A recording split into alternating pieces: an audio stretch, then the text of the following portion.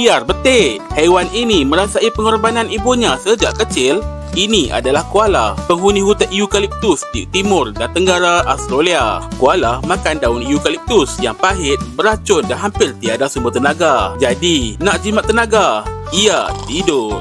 Strategi untuk hidup, bukan pemalas tau. Ibu koala sentiasa membawa anaknya di belakang selama beberapa bulan. Walaupun ia memenatkan, koala memiliki genggaman yang kuat. Ia mampu berpaut pada ibunya tanpa jatuh. Lebih menarik, anak koala makan najis ibunya selepas menyusu, yang dipanggil pap, penuh dengan bakteria baik. Anak koala perlukan bakteria ini untuk hadam daun eukaliptus yang beracun. Itulah pengorbanan ibu.